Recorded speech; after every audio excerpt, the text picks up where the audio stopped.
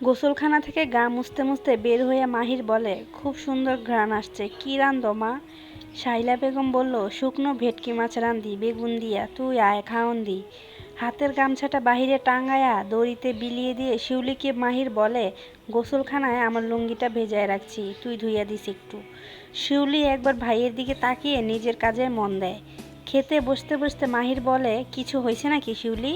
শিউলি কোনো উত্তর দেয় না। শায়লা বেগম একবার মেয়ের দিকে তাকিয়ে মাহিরকে খাবার দেয়। শায়লা বেগম মাহিরকে বলে, স্কুলে যাইতে দেই নাই, এর লাইগা মন খারাপ কইরা আছে।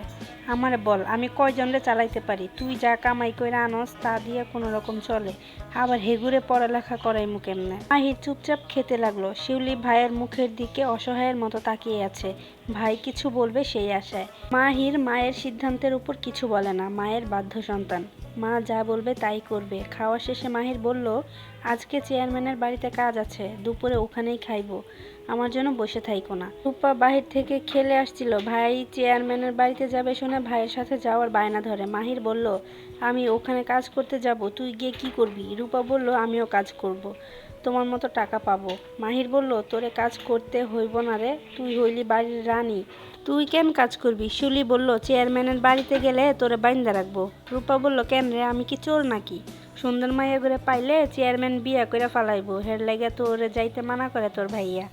কালা চেয়ারম্যানের বিয়া করবি, তোর পোলাপাইন সব কালা হবে বলে সবাই হাসতে শুরু করে।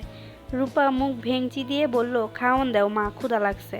শারমিন স্কুলে যাওয়ার সময় তৈরি হয়ে এসে মাকে বলে, মা টাকা দাও, পরীক্ষার লাগে কিছু টাকা লাগবো। শায়লা বেগম বলল, কয়দিন পর পর কি টাকা লাগে? স্কুলে পড়ালেখা করাইবো নাকি শুধু টাকা কামায়?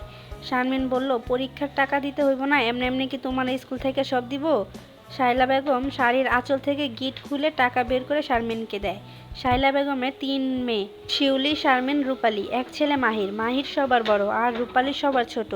রূপালী যখন 4 মাসের গর্ভে তখন বাবা ইব্রাহিম মারা যায়। মাহিরের বয়স যখন 10 বছর, ইব্রাহিমের তখন প্যারালাইসিস ধরা পড়ে। তখন থেকে ছোট মাহির সংসারের হাল ধরে। ময়ূরী আজ বাড়ি থেকে দেরিতে বেরিয়েছে, স্কুলেই যাচ্ছিল। অন্যদিন বন্ধুদের সাথে গেলেও আজ সে একাই যাচ্ছে। বিলের পথে মাহিরকে দেখে ডাক দেয়, মাহির ভাই বলে। মাহির পিছনে ফিরতে ফিরতে ময়ূরী দৌড়ে এসে মাহিরের সামনে দাঁড়ায়। ময়ূরী বলল, কই যাও মাহির ভাই? মাহির বলল, কই আর যাইব, কাজ আছে চেয়ারম্যানের বাড়িতে, ওখানেই যাই। ময়ূরী বলল, কি কাজ করবা মাহির ভাই? মাহির বলল, শাওন বাইরে কইছি, কাজ কাম থাকলে আমার কইতে। হ্যাঁ কইছে চেয়ারম্যানের বাড়িতে মিস্ত্রি কাম করুন লাগবো, আমার কি হাত পা কুড়াইয়া বইসা থাকলে চলবো? ময়ূরী বলল, নাড়ু খাইবা মাহির ভাই? আম্মায় আজকে নাড়ু বানাইছে। এই কথা বলে পিছনের ব্যাগ থেকে কাগজে মোড়ানো 2টা নাড়ু বের করে মাহিরকে দেয়। মাহির নিতে না চাইলে জোর করে হাতে দেয়। মাহির বলল, তুই কি খাবি, তোর ক্ষুধা লাগবে না?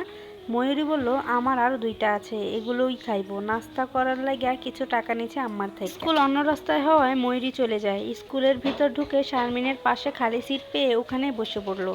শারমিন আর ময়ূরী দুইজনেই একসাথে 5ম শ্রেণীতে পড়ে। ময়ূরী শারমিনের বড় চাচার মেয়ে। বড় চাচি ময়ূরীর সাথে মেশা পছন্দ করে না, তাদের পারিবারিক কলহ থাকায় শারমিন ময়ূরীকে সবসময় এড়িয়ে চলে। তবুও বড় চাচি কটু কথা শোনাতে বাদ রাখে না। ময়ূরী শারমিনকে বলল, তোর পরাণের সই আজকে আসে নাই নাকি? শারমিন বলল, ডাকতে গেছিলাম, হ্যাঁ জ্বর হয়েছে, এর লাগে আসে নাই। ময়ূরী বলল, ও নাড়ু খাইবি? শারমিন বলল, না তুই খা, আমি ভাত খাইছি। ময়ূরী বলল, একটা খানা বলে জোর করে দিতে চাইলে শারমিন নেয় না। ময়ূরী জানে এই শারমিনকে গলানো এত সহজ না, তাই আবার দেওয়ার সাহস করেনি। একবার ঝগড়ার সময় বড় চাচি বলেছিল, আমার মেয়ের থাইকা খাইতে পারে, এর লাগিয়া মিশে। এরপর থেকে নিজে যেচে কখনো ময়ূরীর সাথে কথা বলেনি। ময়ূরী নিজে যেচে কথা বললেও হুঁ হা উত্তর দিত, এর বাইরে কোনো কথা বলতো না। দুপুর 12টা ছুঁই ছুঁই, ঘাটে নৌকা এসেছে। বালুর চর পুরোটাই মানুষের আনাগোনায় মেতে উঠেছে। 5-6টি নৌকা ঘাটে উঠেছে। সারা ঘাটে রূপালী ইলিশ চকচক করছে। জেলেরা মাছ ভাগাভাগিতে ব্যস্ত। ছোট্ট জেরিন তার বাবাকে দেখে দৌড়ে যায়। জাহাঙ্গীর মেয়েকে দেখেই কোলে তুলে নেয়। পাশ থেকে ইরফান বলে, আব্বা মাছ পাইছো? জাহাঙ্গীর বলে, হ্যাঁ পাইছি, আমার সন্তানগুর লাগে আল্লাহ আমার বরকত দিছে। তারা দিয়ে বলে, চল চল ঘরে চল। আপনাদের কাছে যদি গল্পটা ভালো লেগে থাকে তাহলে আমি বাকি অংশ পরের পার্টে নিয়ে আসবো। আজকে এখানে শেষ করছি, সবাই ভালো থাকবেন, আল্লাহ হাফেজ।